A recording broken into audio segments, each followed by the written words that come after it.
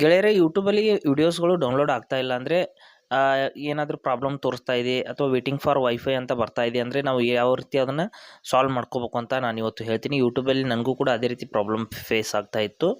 ಕೆಲವೊಂದಿಷ್ಟು ವಿಡಿಯೋಸ್ಗಳನ್ನ ನಾನು ಡೌನ್ಲೋಡ್ನಲ್ಲಿ ಹಾಕಿದ್ದೀನಿ, ಆದರೆ ಅದು ಡೌನ್ಲೋಡ್ ಆಗ್ತಾನೇ ಇಲ್ಲ. ತುಂಬ ದಿನದಿಂದ ಅಥವಾ ತುಂಬ ಸಮಯದಿಂದ ಅದು ಇಲ್ಲಿ ಮೊದಲು ಒಂದು ಪ್ರೊಫೈಲ್ ಫೋಟೋ ಮೇಲೆ ಕ್ಲಿಕ್ ಮಾಡಿದ ನಂತರದಲ್ಲಿ ಇಲ್ಲಿ ಡೌನ್ಲೋಡ್ಸ್ನಲ್ಲಿ ಹೋಗಿ ತೋರಿಸ್ತೀನಿ. ಇಲ್ಲಿ ನೋಡ್ತಾ ಇರ್ಬೋದು, ಈ ರೀತಿ ತುಂಬ ಸಮಯದಿಂದ ಡೌನ್ಲೋಡ್ ಆಗ್ತಾನೆ ಇಲ್ಲ, ವೇಟಿಂಗ್ ಫಾರ್ ವೈಫೈ ಅಂತ ಎಲ್ಲ ವಿಡಿಯೋಸ್ಗಳು ಇದೇ ರೀತಿ ಬರ್ತಾ ಇದೆ.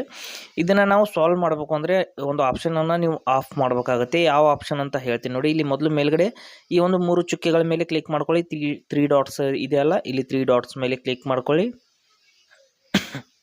ನಂತರದಲ್ಲಿ ಇಲ್ಲಿ ಸೆಟ್ಟಿಂಗ್ಸ್ ಅಂತ ಆಪ್ಷನ್ ಇದೆ, ಅಲ್ಲಿ ಕ್ಲಿಕ್ ಮಾಡ್ಕೊಳ್ಳಿ.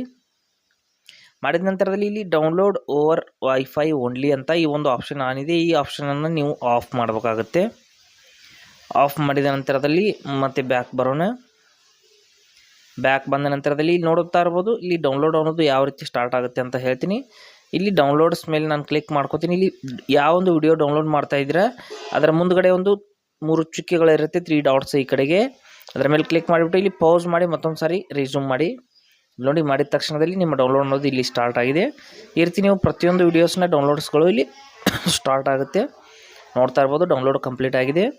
ಇಲ್ಲಿ ಕೂಡ ವೇಟಿಂಗ್ ಅಂತ ಬರ್ತಾ ಇದೆ, ಆದರೆ ಡೌನ್ಲೋಡ್ ಸದ್ಯದಲ್ಲಿ ಸ್ಟಾರ್ಟ್ ಆಗ್ತಾ ಇದೆ. ನೋಡ್ಬೋದು, ಈ ರೀತಿ ಡೌನ್ಲೋಡ್ ಸ್ಟಾರ್ಟ್ ಆಗಿದೆ.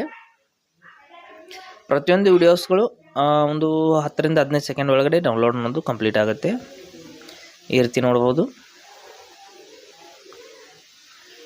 ಡೌನ್ಲೋಡ್ ಅನ್ನೋದು ಇಲ್ಲಿ ರೆಸ್ಯೂಮ್ ಮಾಡಿದ ನಂತರದಲ್ಲಿ ಡೌನ್ಲೋಡ್ ಅನ್ನೋದು ಸ್ಟಾರ್ಟ್ ಆಗಿಬಿಟ್ಟು ನಮ್ಮ ಡೌನ್ಲೋಡ್ ಅನ್ನೋದು ಸಂಪೂರ್ಣವಾಗಿ ಕಂಪ್ಲೀಟ್ ಆಗಿದೆ. ಈ ರೀತಿ ನಾವು ಯೂಟ್ಯೂಬಲ್ಲಿ ಡೌನ್ಲೋಡ್ ಮಾಡ್ಕೋಬೋದು.